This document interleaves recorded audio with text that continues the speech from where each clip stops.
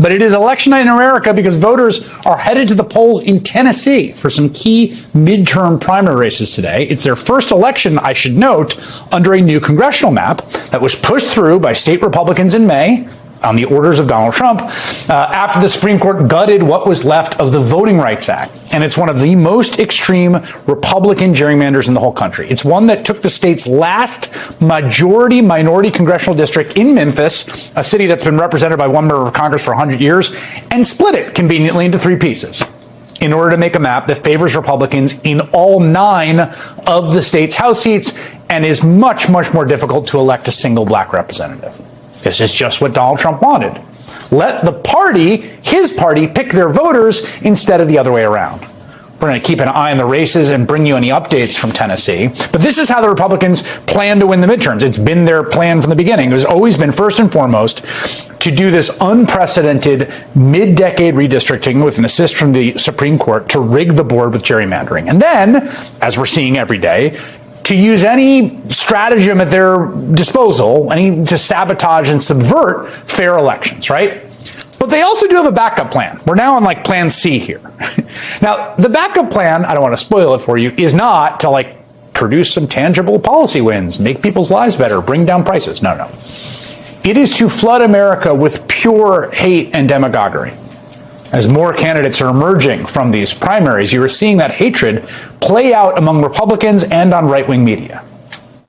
God forbid you're going to have President El Sayed in 3 years. Will those Haley Stevens voters really vote for the guy who's the socialist dreamboat of diversity? Abdul El Sayed. Can you believe this? He doesn't love Israel.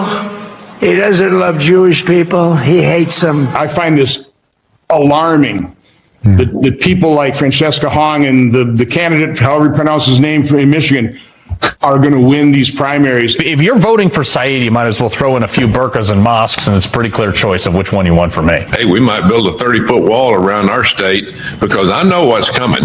I can see it coming. I can hear it coming. I can, you can just smell it. They want to cancel Thanksgiving. They want to cancel Christmas. El Sayed is also an Islamist, as is Mandami. And look, you see the green-red convergence where the communists and the Islamists, they want Sharia law. The modern Democratic coalition, which is self-hating white liberals united to people who just came to the country for the first time and don't actually have the sense of appreciation for it that they should.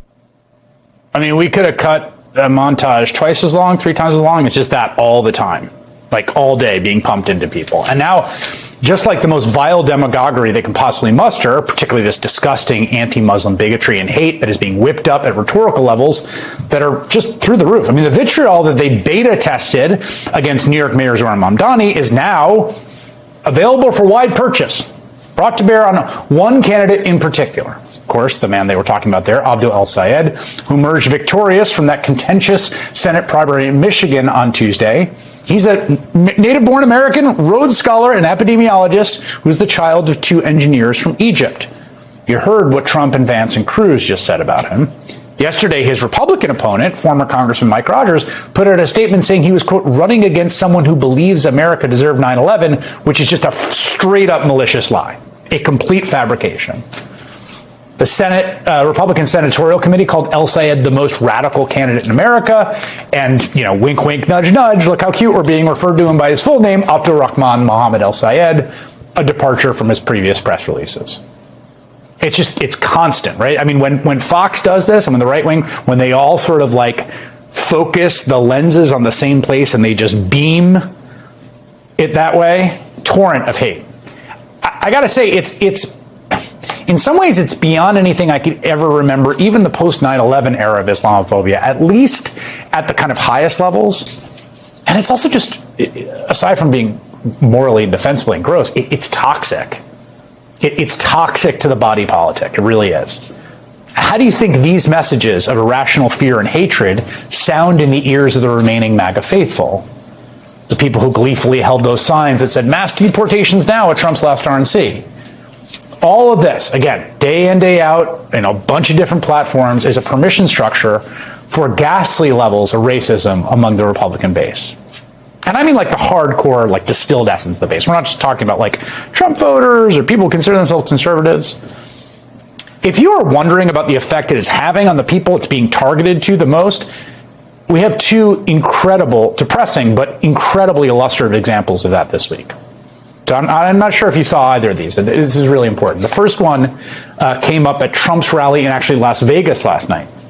That took place one day after the shooting death of a Vegas police officer, a real tragedy. He was a 30-year-old Marine veteran named Austin Abdelnaby. That's him right there.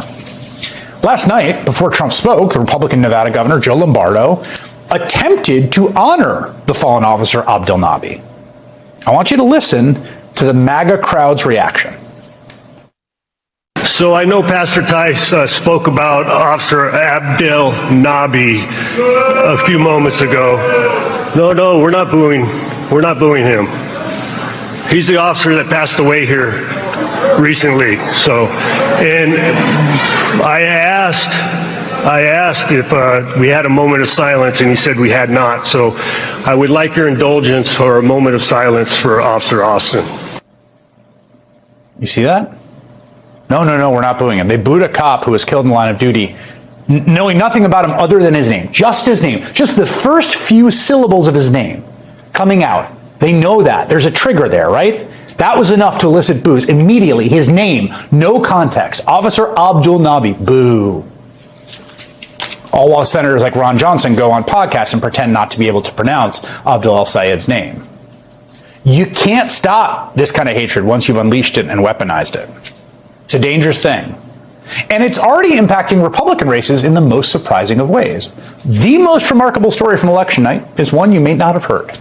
And it happened in Michigan's 8th congressional district, which, by the way, Donald Trump won in 2024, and it's a competitive district. Well, in this week's open primary, Trump endorsed a Republican named Amir Hassan. You see there for that seat. Now, he's a really guy with a really interesting bio. He's a Flint, Michigan native. He's a Navy veteran. He was a Muslim, but he converted to Christianity, and now he's very, frankly, anti-Muslim and anti-immigrant. He's sort of a star in conservative circles for being that. He also got endorsements from House Speaker Mike Johnson and South Carolina Senator Tim Scott. Now, his main competition in this Republican primary for a competitive seat was a guy named Tom Smith, who is a small businessman whose campaign page on Facebook had 95 followers. Tom Smith had raised less than $2,000 for the race. We know that because it is written in his last campaign filing with the Federal Election Commissions, which I will show you here. Smith hand wrote it and snail mailed it to the FEC. Quote, "Dear FEC," handwritten, "this is to notify you that Tom Smith for Congress was a late entry into the race. P.S. I could not file this form electronically because I have had no success logging in and not have been able to get response from the help desk." So, in fact, at some point last month, Smith cut a 15-second video saying he was dropping out of the race and endorsing another candidate who had gathered petition signatures to get on the ballot. So that's the guy. Donald Trump and Mike Johnson have endorsed Amir Hassan, okay? He's got a perfect bio. It should have been clear sailing for Amir Hassan, the formerly Muslim, currently Christian, black man from Flint. Except a lot of Donald Trump's followers assumed Hassan was Muslim. They wondered why Trump would endorse a Muslim. They called Hassan a snake in the grass. The disinformation about this man and the hatred, it got so bad the candidate felt too compelled to address it in a car selfie video. My name is Amir Hassan. I'm born and raised in Flint. My whole family has been here for hundreds of years. I'm not an immigrant. Secondly, I'm 100% Christian. So you can believe what you want to believe. But believe me, I'm not the great deceiver. Yes, but isn't that exactly what the great deceiver would say? Well, on Tuesday, Hassan had his day at the polls, and he lost the Republican primary by nearly 20 points to Tom Smith, the guy with the handwritten FEC note, the guy who had raised less than $2,000, and the guy who had dropped out of the race. Why do you think that is? There is one and only one explanation for why that happened.